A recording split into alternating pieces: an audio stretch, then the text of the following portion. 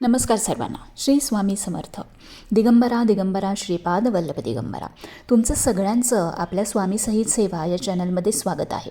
एक विनंती आहे की व्हिडिओ पूर्ण बघा आणि प्लीज आपल्या चॅनलला सबस्क्राईब करा, म्हणजे सगळे नवीन व्हिडिओज तुम्हाला पाहायला मिळतील. तर उद्या आहे काळाष्टमी, म्हणजे फेब्रुवारी 2024. काळाष्टमीच्या दिवशी तुम्हाला सगळ्यांना माहिती आहे की आपण काळभैरवांची पूजा किंवा सेवा करतो. काळभैरव हे वैरागी असल्याने ते आपल्यापासून दूर स्मशानात निरंतर ध्यानस्थ बसलेले असतात, म्हणून त्यांना काळवैरागीसुद्धा म्हटले जाते. त्यांच्या हातात दंड असल्याने त्यांना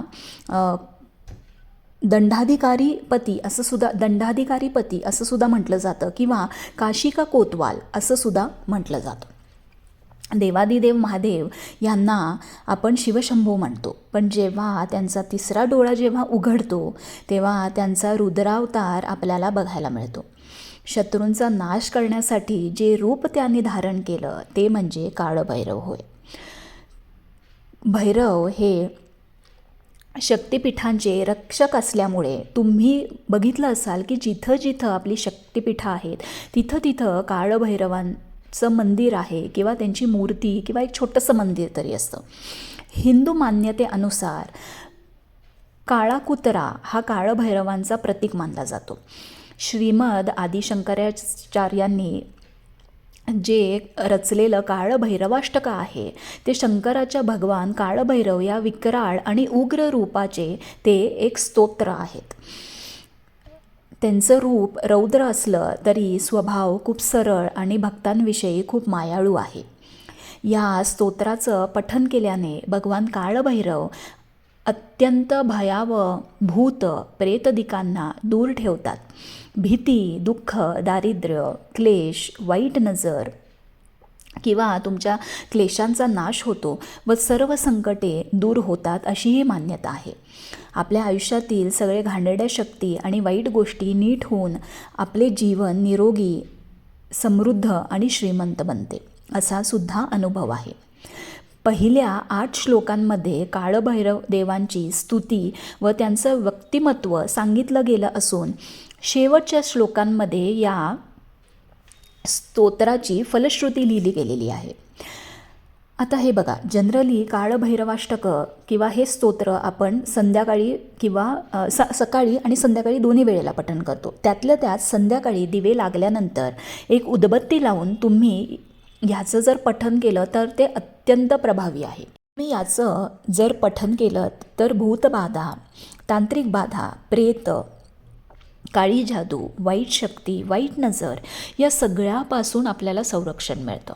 तुम्हाला किंवा तुमच्या घरातल्यांना जर वाईट स्वप्न पडत असतील किंवा काही घाणेरड्या गोष्टी दिसत असतील किंवा तुम्हाला असं वाटत असेल की आपल्यावर कोणीतरी करणी केली आहे किंवा काहीतरी आपल्यावर केलं आहे, तर हा एक अत्यंत आणि प्रभावी उपाय आहे.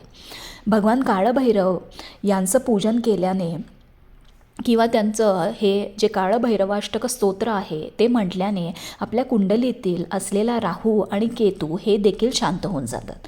तर तुम्हाला उद्या जर तुमच्या घराच्या जवळ जर काळभैरवाचं मंदिर असेल तर तुम्हाला प्रदोष काळात, म्हणजे आंघोळ करून प्रदोष काळात तुम्हाला काळभैरवाच्या मंदिरमध्ये जायचं आहे. जाताना घरामधून तुम्ही एक छोटी पंटी त्याच्यात आपल्याला मोहरीचं तेल घालून तिथं दिवा लावायचा आहे.